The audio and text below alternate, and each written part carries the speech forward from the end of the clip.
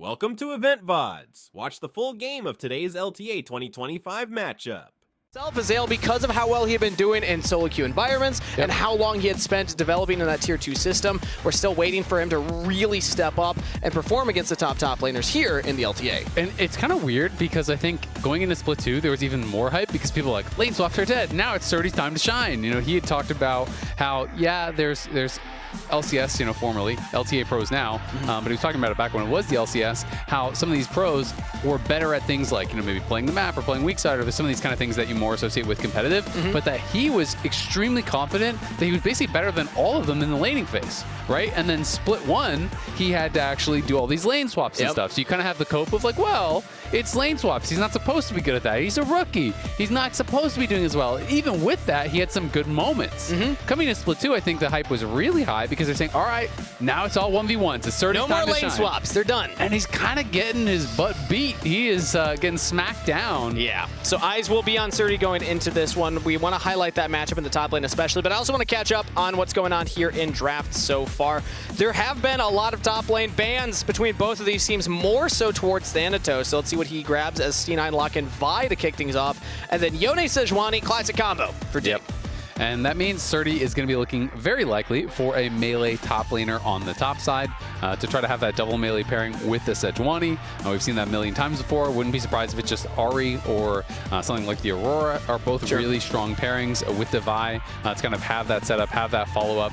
And it's going to be the Aurora getting locked in. So we'll see where they want to go with their pick on 3. And then if it's going to be matched here by Dig or if it is going to be some differentiation, because I do think you are kind of expecting the double melee solo lanes. So we'll be the Gnar coming through, and then we'll have to see where Surdy wants to go. There are a lot of spicy solo, like a solo queue type of counter picks, things like Aurelia and whatnot that are considered really, really good. But I don't know if he would actually go that. If you are looking more from the competitive route, generally people don't want to play those more risky picks. Yeah, when you think of Surdy's champ pool and the carries he likes to pull out, I usually think Camille first and foremost, Gwen, Jax, those types of picks. Gwen's already banned, and they don't even go for a top laner right now. They're going to give C9 the option to ban a couple away because they want to take that priority Ezreal, instead opting for a big pick for Tomo, who, you know, this is a champion he's very comfortable on and has had some great performances on as well. And when you already know that you're playing against Vi plus Aurora, you want an AD carry that's going to be quite safe. Generally, the two that I think of immediately are either Zyra or Ezreal. So Ezreal, you know, is going to be the pick here for Tomo. If Vi goes in with the ulti, sometimes you can just arcane shift and pull them too far away from the rest of their team, kind of put them in that awkward spot. So something that Blabber is going to have to be aware of. We saw Blabber and Loki absolutely tear people up yesterday. They played really, really well. After Loki, I don't think had a great week 1. It was nice to see him pairing up really well with the Poppy. He played a great Sylas game yesterday, had some really nice stolen ults, was playing against both an Azir and a Gnar, and was able to kind of like combo people into a position where Blabber could then flash stun them against the wall, and they had these great CC chains. They were kind of all the action on the map, and individually they both had over a 3,000 gold lead over their lane opponents. So Blabber and Loki were going crazy yesterday. Let me tell you, it was great to draft both of them for fantasy. And I will say thank you, Blabber, for locking in Vi, because that's what I've inspired in fantasy, and he's been doing well too. Okay, he also had a great week. Maybe even better than Blabber. We'll see. But catching up, it actually is not top lane bans on the side of C9. They're happy with the Gnar into whatever Surdy wants to play. Instead, it's Karma and Bard. They want to take away those other ranged supports to pair with the Ezreal. Exactly, and since they already banned out Nico, that's kind of the big 3 that people do look towards with the Ezreal as far as pro play right now. There are, of course, other options, but they're more that solo queue style, so it might just be some sort of melee to go for it. This could actually be Yone top. It is also possible that it is Ryze top. Either one could go up towards top lane.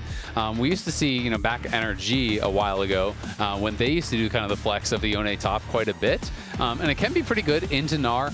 You have that potential, kind of similar to like Aurelia and a lot of these champs. When Gnar goes mini, if you can actually hit your full combo, you do have that potential to get that 100-0 play. You scale really, really well. Both these, I think, can be absolutely fine into the Gnar, whether it is the Ryze or the Yone, but I'm kind of like feeling more that it could actually just be the Yone into the Gnar, and then you bring the Ryze mid lane against the Aurora, where you can kind of just wave clear and mitigate the advantage from that matchup as well. So if that's going to be what it is, I think it's actually quite a clever flex, because I think you end up with 2 matchups that are kind of both improving based on the flex. It isn't double melees for the Sejuani, but it's still fine. But it's Rune Prison. It's Rune Prison. Basically same thing. Kai'Sa Rakan locked in for the side of C9, so a little dive and all-in potential, and that means Alistar is the final pick locked in for Isles. Yeah, I mean, C9 is playing something that's relatively similar to kind of what we saw out of TL earlier, where it is just kind of like full dive. Generally, when you do play Kai'Sa with hard engage, that is what you are looking to do. Of course, they have a little bit of an ability to side lane there potentially with the Gnar, but generally speaking, you're looking for hard engage from Vulcan. Everyone flies in, Vi ult, you have Loki throwing down the ult, in comes Sven as well, so they're looking to kind of dive in on the back line. But that being said, there are some champions that are pretty good at disengaging things here, like the Alistar, and it is looking like it's going to be Ryze top, so not the flex I was thinking might be better. I'm not surprised because these are both, could have gone either way. Could have. But I do think that potentially it'd be an easier matchup for Kaynee mid with the Ryze, and I do think Yone can be absolutely solid into the Gnar top. And I just don't think of Ryze when I think of Surdy, so this is a bit of a shock for me, but hey, Dignitas got to shake things up. They got to try something new if they want to find success, because so far what they have thrown at the board has not landed, and they are up against Cloud9, one of the top 4 teams from Split 1, and off to a fantastic start. C9 versus Dignitas right around the corner.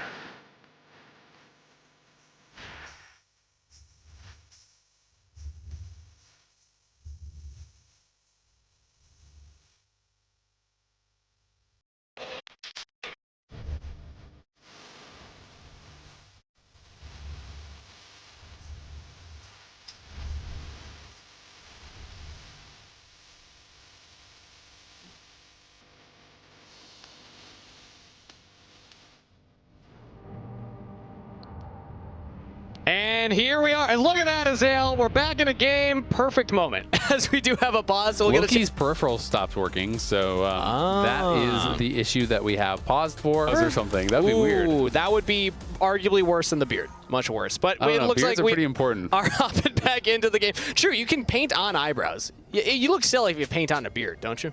I think you're going to look stupid either way, so. All right, well, I guess we'll just be honest from this point on. Sunglasses, hide the eyebrows. Oh, yeah, the big, thick ones. Yeah. Yeah, that's good. That's good. Like maybe butterfly shaped or something, Well, I was talking about it before, but we want to highlight again just how long these orgs have been around in the scene. All the way back 2015. Frog in there. And look at this matchup between the two. When you have two orgs that have been playing against each other for this long, there's a lot of tape to cover, Azael.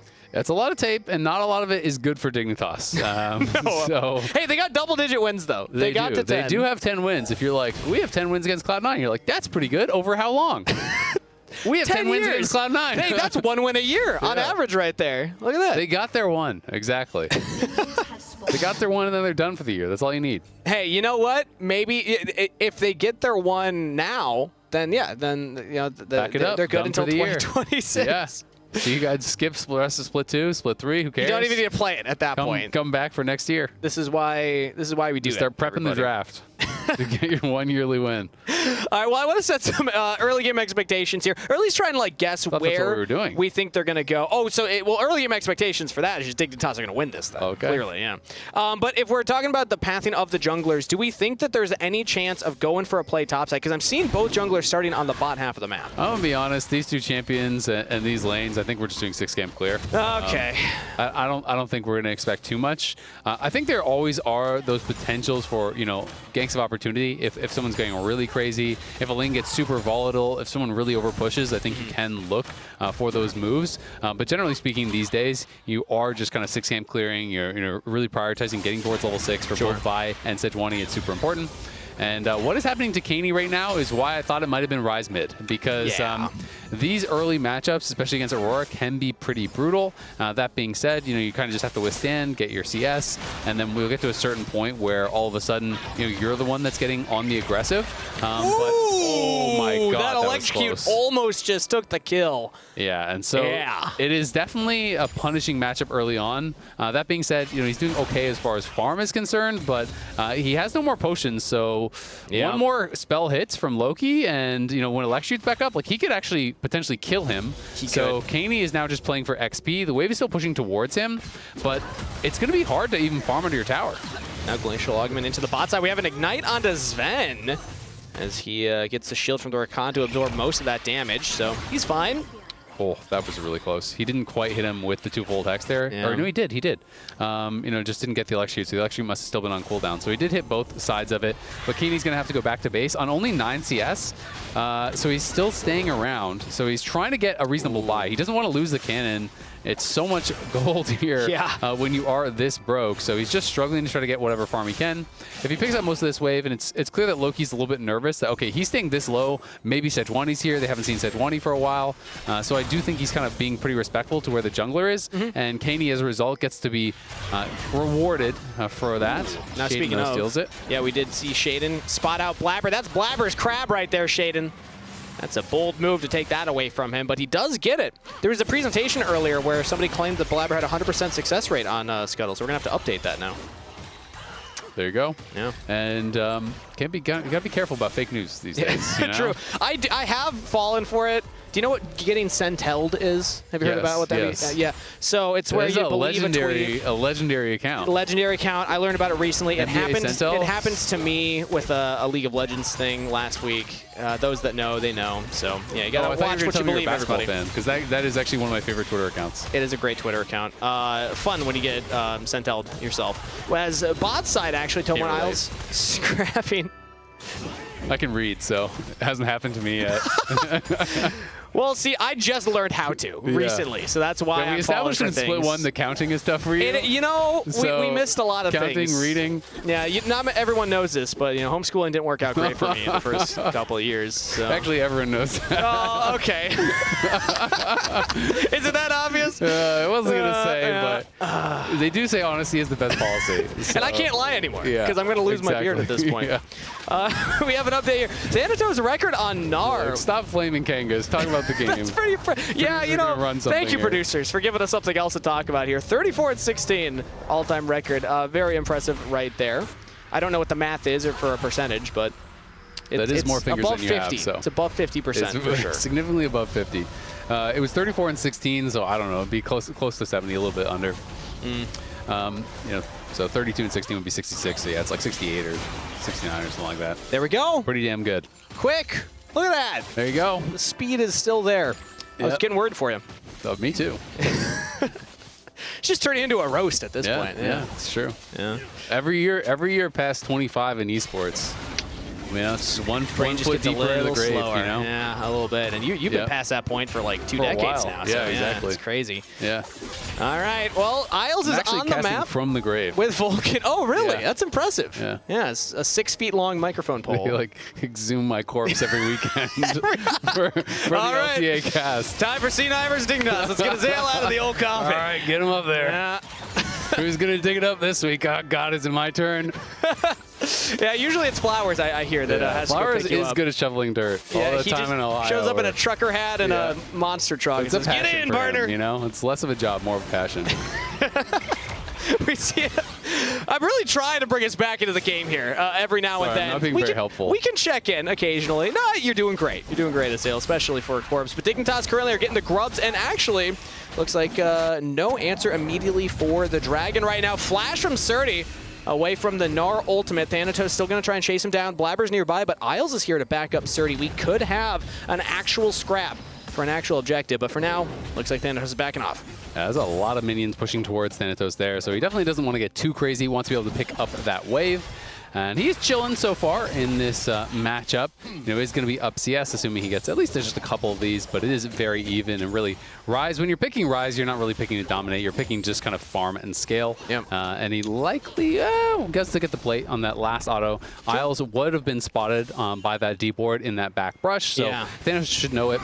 And if Thanatos wants to play around with this, he could kind of play a little bit dumb and try to potentially bait him because Blabber's down here on this side of the map. So Blabber could move over here and they could try to see if they could find a counter gank, especially now that Blabber is 6. It would be a pretty good angle, but we'll see if Blabber's going to go for it. It looks like he's pathing more up. And Isles started the sweeper when he already started walking. If he had done it while stationary in the mid-brush, he would have actually spotted that. So now Thanatos is basically saying, is he still there?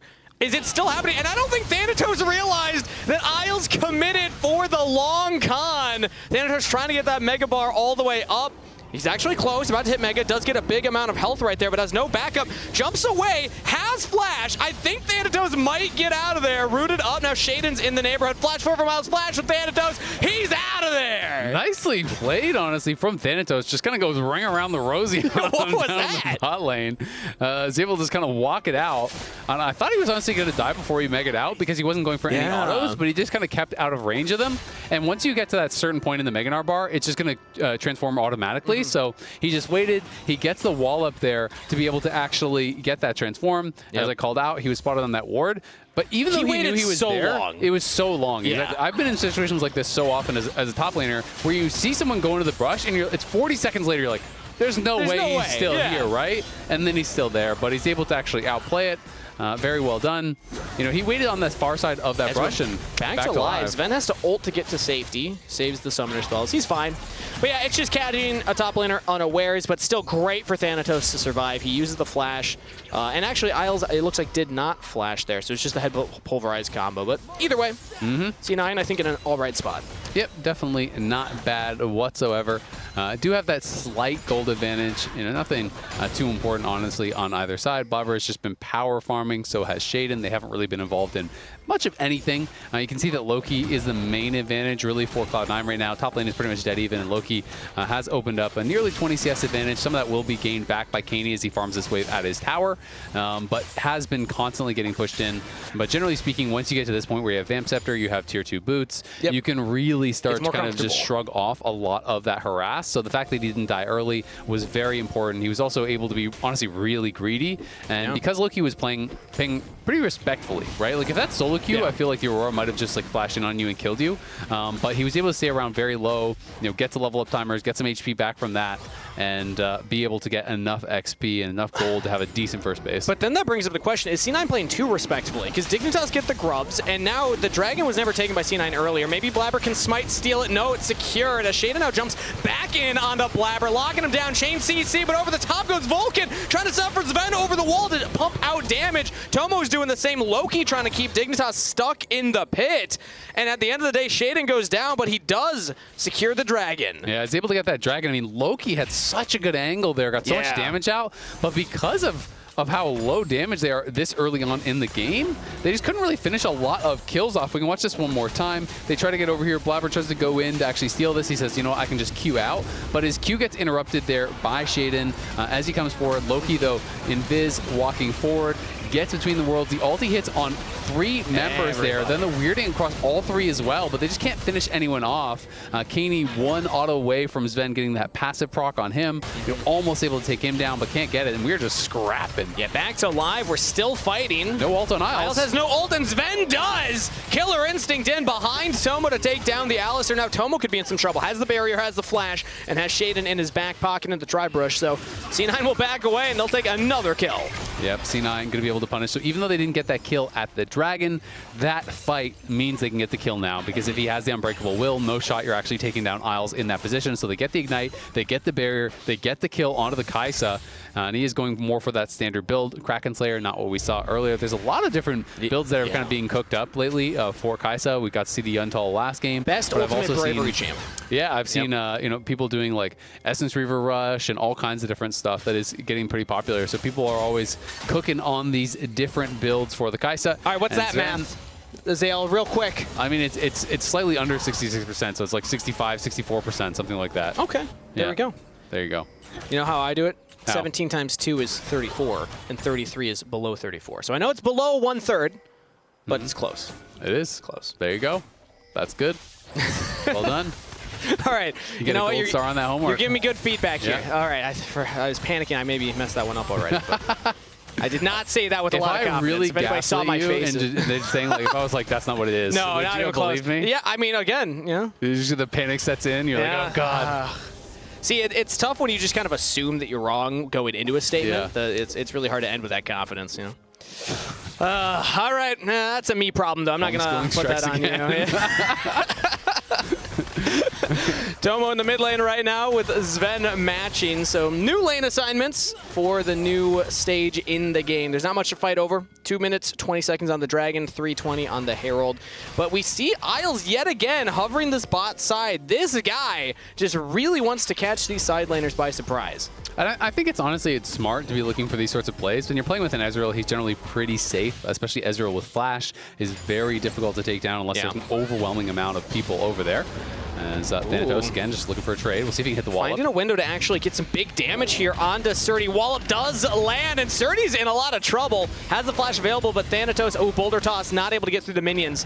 So Surdy is fine. Yeah, that was well played there by Thanatos, because really how well that trade is going to go is just dependent upon the wall up. So he holds the cooldown for quite a long time until Surdy is against that wall where there's no way he can actually sidestep it. So well played there by Thanatos. Gets a nice chunk, and he's going to do the boomerang trick where you throw it one way and then let it go back. Oh, that looked like it made contact. I don't know if that's like a high ground, low ground thing, or if it literally expired right before it touched him, but that was pretty well played. I thought he was going to be able to actually cancel the base, which would have been very annoying for Surdy, but instead, Surdy is able to just TP back, and of course, already had his Roa completed, now working towards that Archangel's. Tier has been stacking up for quite some time. Over the wall. Nice knock up on Isles right there. But yeah, that was a window. I mean, there are still more windows to try and find these blades onto the rise. It's so much harder once you get that Seraph's fully stacked because you just get this huge shield. You have all this HP from the Rod of Ages stacked up too. So I like that Thanatos is looking for moments like that at this point in the game because this is where the Narc can potentially find that all in. Yeah, exactly. I mean, you always want to be looking for those opportunities. I still think Narc can compete pretty well in the side lane if you're going to be building for it. Later on, at a certain point, Ryze is going to outscale you, absolutely. But you do always have to be worried about, Loki or Blabber, someone coming in. Dig going to send all these members down towards bot side. Should be able to grab the first tower.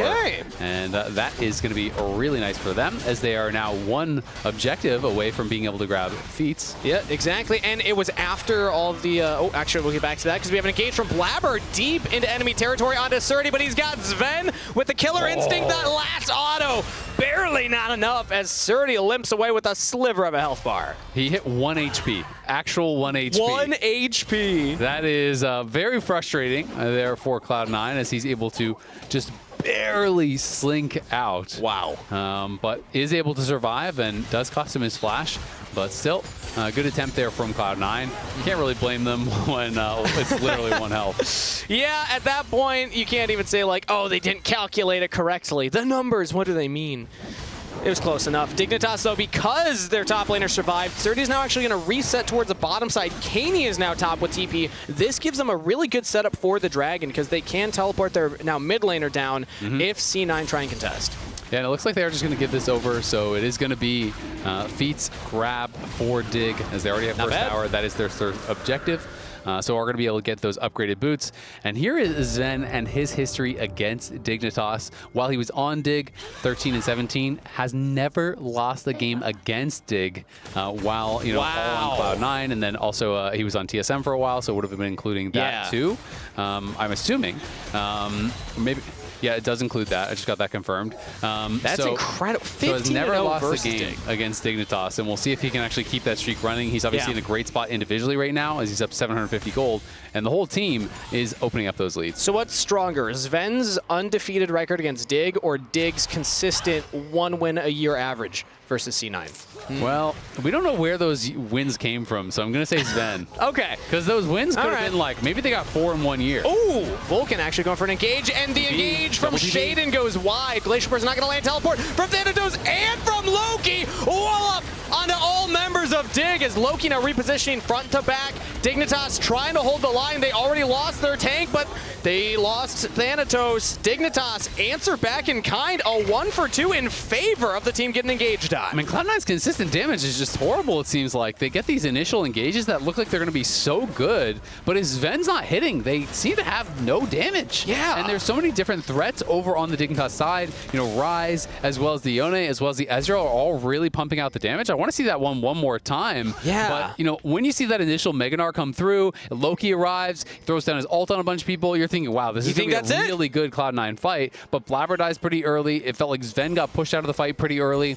And then your first round of spells, if they don't kill someone on Aurora, you don't really have anything else. Yeah, I wonder how much of it was what happened with Tomo, because if Tomo was not locked down and was able to get away, you're only hitting an Alistar, a Sejuani, that's much tougher. But now we have the Herald play. C9 going for a very aggressive force right now. Dignitas can answer. They have Shaden coming up from the top. Vulcan engages in onto Isles. That is Herald secured. Isles might just trade his life for Vulcan, but Vulcan gets out of there. Isles does not. Tomo has no flash available. Locked down by all C9 members as Kaney tries to jump in and tries to snap back. Shut down to Sven. C9 Giga punish Dignitas for approaching that Herald play, and Sven wants even more. Surdy can't even get away. That's a triple to Sven. That is terrible for Dignitas. They were actually in a pretty good spot after that, and they try to get to the Herald. The Herald's already taken, but then they kind of do this like bad Kung Fu movie where the villains walk in one at a time, and the hero just gets to beat them all up. And you're like, go at the same time, guys. Come on. Come on, you have him circled. Just all pounce together. And this was, this is the kill onto Isles. Then Tomo kind of wanders in. He dies. Then Shaden's like, well, Shaden's getting out of there. Kaney's like, what about my turn? Can I get something happen? This is going to get finished off very, very quickly here by Cloud9. They just focus it down. They're able to get the kill. And then over on the side, I think this is obviously reasonable. I guess they missed picking up the eye. But Vulcan gets out, and this is where it's kind of time to run. Tomo goes down. There's no way you're going to be able to win this fight. We can see that Kaney goes in, but he waits such a long time to snap back. Like, there was a gap between even the ulti and the Q, so he could have gone back at any time. Waits so long to do it, dies. Then Surdy is kind of staying around trying to kind of help him and maybe half committing to it himself. He dies too. And that's what I'm saying. I mean, they just know you probably just won the game.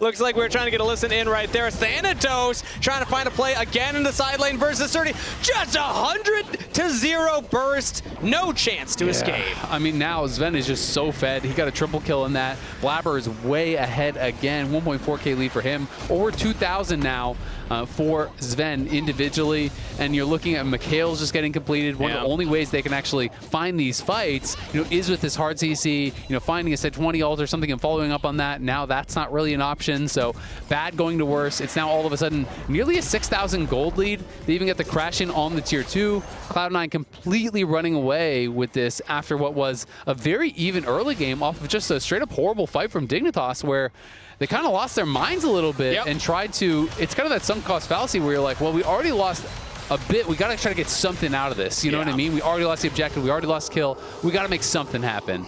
And it just ends up costing them pretty much the entire game. And Dignitas, because of the delayed first dragon, don't even have a soul point right now. This is their soul point spawning. And how are you going to fight down 6K? How are you supposed to get in here? Like, just look at the completed items, right? It's very tough. Surdy is at a strong point in the game, but the Roa isn't fully stacked. I think their only real chance is kind of playing through sides, but showing up and fighting at these objectives will be very tough to do. There's Loki, does not land the weirding right there. Kaney able to get away. But it's Dignitas trying to control the vision, control the approaches. Surdy's in the mid lane catching that one as the Dragon's already started. So Dignitas are not ready to pounce right now, but they are getting in position. It could just be a Dragon secure, but Dignitas have a window where maybe they can find something, but it doesn't seem like they're going to go for the steal. Doesn't seem like they're going to go for the engage. They're not going for anything. C9 get the Dragon, and they get out. Yeah, and then if that's the case, and I think that is the correct decision, don't fight. Why are you not just splitting, right? Like, Ryze should be top lane, catching those waves. Instead, you're going to lose like a full wave top. No one's catching, mid. No one's pushing out top. So now the wave is going to be slow stacking and pushing away from you top side. So it's like you're just losing gold on the map where if you can't fight, that's fine. But then get out on the map and try to get something else. Try to take away jungle camps. Try to make something happen. And that's where, I think you can really get pulled into these situations where you feel like, we have to make something happen. But if you can't do it, it's better to never even show up and try. And Surdy gets 2 mid waves there, and now we'll go topside. Still lost a wave up there, but this is basically all resources going into Surdy from that play. C9 are in control of the game. I think Dignitas' only chance at this point is Surdy, and we highlighted it coming into this one. He's had a rough start to the split and to his debut in LTA. This is his rookie year. There's a lot of excitement around this guy, but so far, he hasn't really had that big step-up moment yet. No, he absolutely hasn't. I mean, I think the laning phase was pretty even against Thanatos. Obviously, he got to play the Ryze into it. They farmed pretty even. But Thanatos has been the one kind of putting pressure on him as far as the kills are concerned, and Surdy hasn't been able to find any sort of good team fight, so has been a bit tough for him.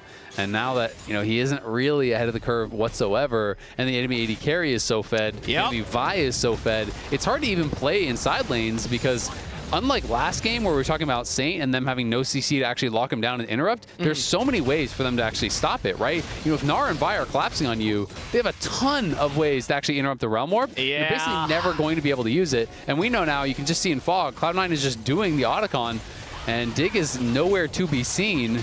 They're now approaching. Kaney's still in that top lane, could TP down. Realm Warp in. This thing is going to get deleted, though. Yeah, Surdy does not want to actually take that. I think it was just for the vision to see if anybody jumps away. Now they're teleporting Kaney. True Shot Barrage, big engage from Vulcan, but it's only onto the front line. And again, Shaden's Glacial Prison going wide. Blabber goes deep. Sven picks up the kill. Surdy as well. Double to Sven. C9 run another team fight, and they get the Otacon. Dignitas are fully corralled under their turret, trying to get back away. Thanatos ult into the wall, and a fantastic follow-up from Vulcan, but big re-engage. Kaney goes in with Isles. They get one. Kaney has to flash away. Thanatos still chasing. One more damage on to Isles. Another auto could have it. Tomo shuts him down. Can't shut down Loki too. One more Q will get it. He doesn't find it. Loki survives. That was a really close fight. Cloud9 hard forcing there. Looking like they weren't going to end up getting a lot of kills, but at the end of the day, they do get some kills. They only have a couple of their members actually withdrawing. They grab the Otacon. They take the tier 1. Cloud9 now 8,000 gold ahead. Completely running away with this one. And we can see it again, the Uber Eats delivery teleport.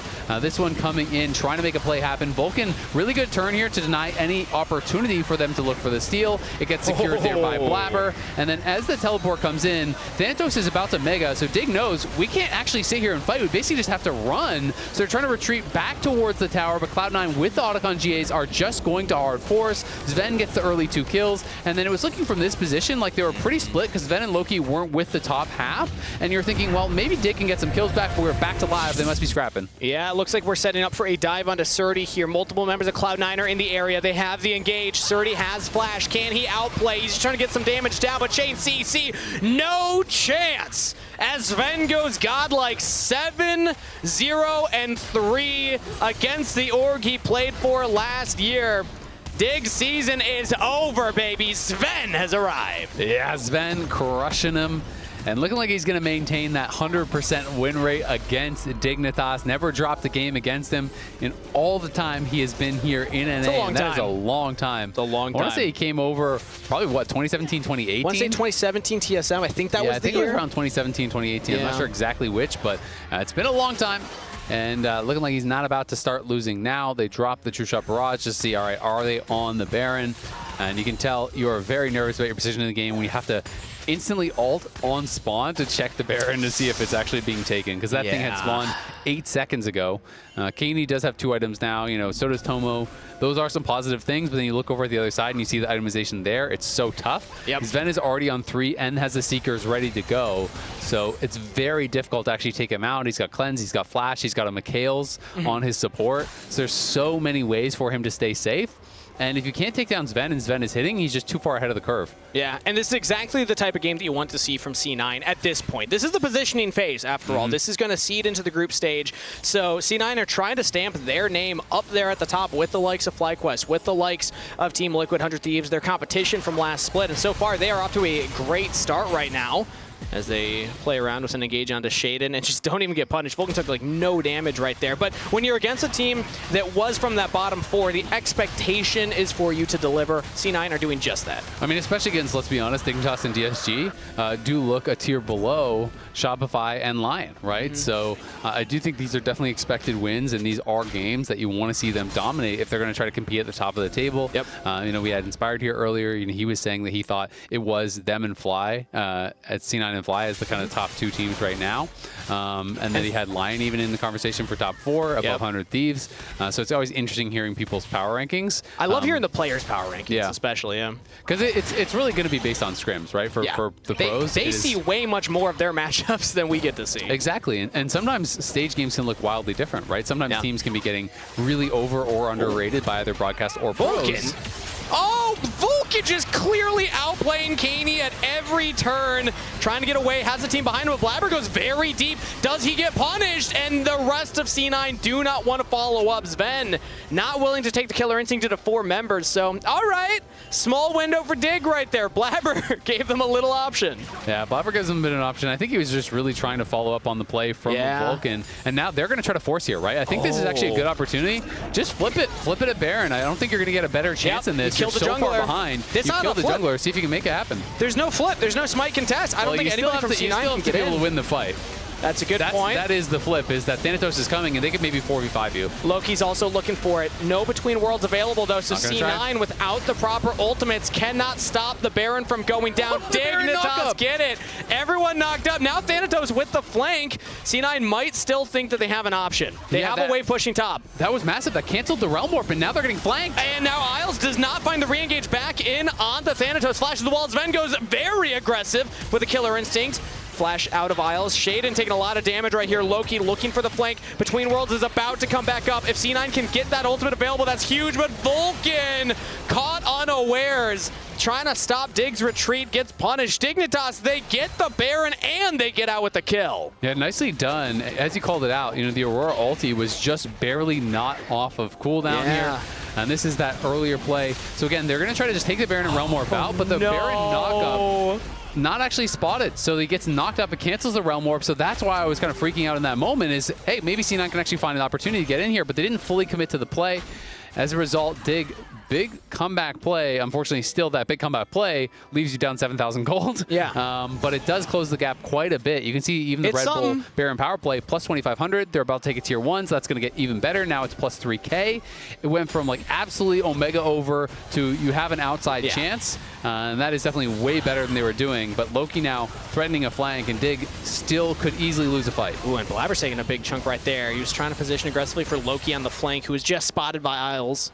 So Dignitas are aware. They're just trying to use this Baron as much as they can. They took that outer top turret. Now looking to get some damage onto this mid out turret. It's crazy that they hadn't even done damage to that thing. I'm pretty sure that this wave is what just did that chunk. So they have really been struggling this game. Only 2 turrets to their name. And yes, it's still an uphill battle, but signs of life for Dignitas.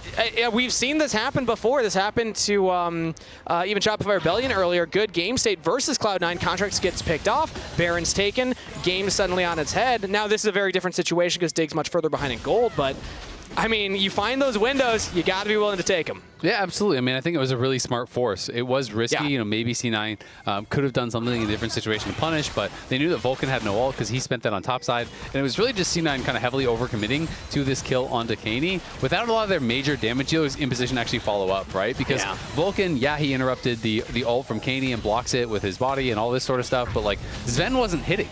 So you kind of force all of this, and then Blabber goes in with the ultimates trying to see if he can finish him off. But so much time had passed that Dignitas were able to come in, bail him out, get that kill, and then take the Baron. So big swing for them.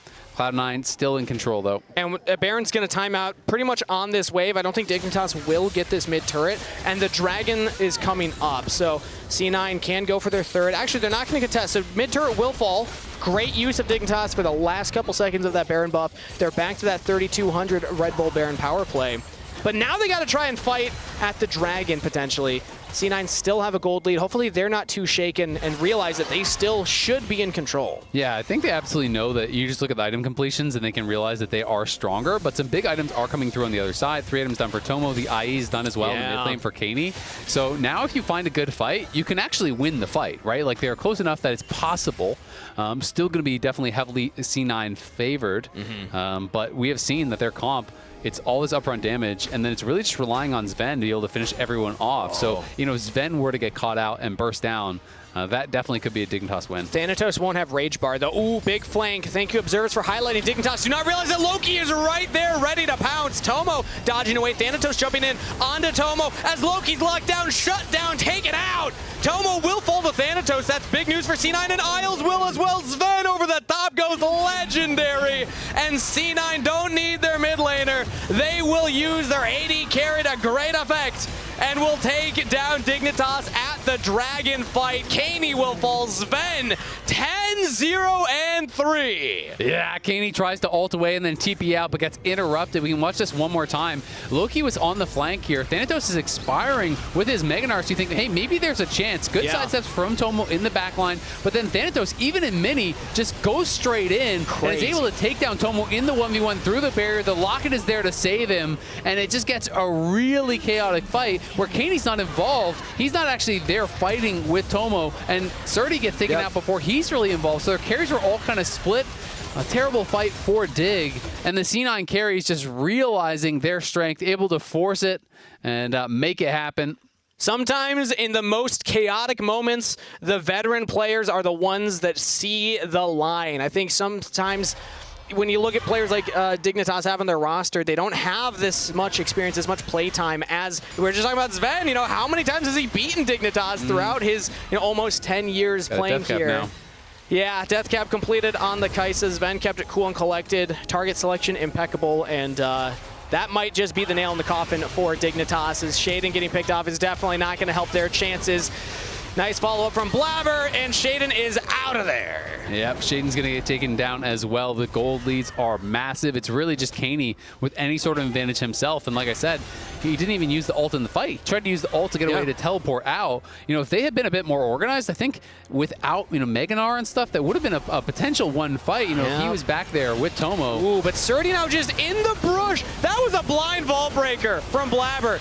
Control ward placed, and Surdy punished. Dignitas are going to try and limp back away. Isles has a flash out of the Between Worlds. And Dignitas will try and make their last stand at their base. 15 seconds on Shaden, now 40 seconds on Surdy. You have to imagine C9 can start cracking these structures. Flash and Thanatos to get away, but C9 still in a commanding position as they look at the Baron. Yeah, and the Baron is pretty uncontestable. Surdy's dead for a long time. Shaden hasn't even respawned. And Sven on the Kaisa is just going to delete this thing once he arrives. It is going down incredibly fast. So it will be an uncontestable Baron. There's not even an Ezreal ult up to try to look for some sort of a random Hail Mary steal. Yeah. Back to 11,000 in the gold lead now. So Cloud9 looking really strong after that bot lane fight where they just kind of ran away with it. It's going to be a fun looking gold graph. It'll be a little up and a little down, yeah. Mostly blue still. There but you go. End of the day, C9 were able to bring it back. Again, offer that fantastic fight around the Dragon. It wasn't their soul. They probably won't need the soul to close out this game. They shouldn't. One Red Bull Baron power play with that 11,000 gold lead should be enough. With the 4 Cloud Dragon Cloud Soul.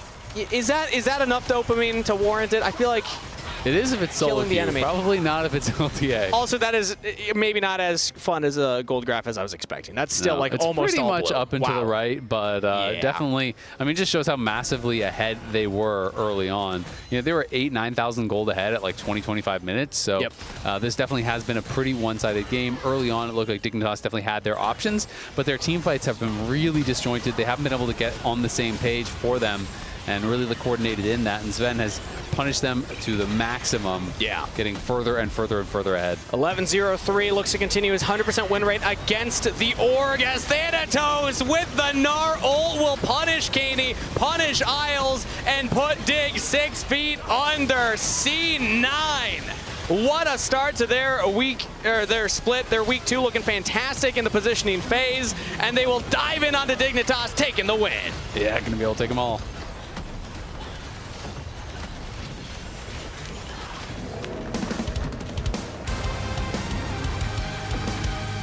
The team embraces as they feel good about that one. An expected win, if we're being honest, Azale.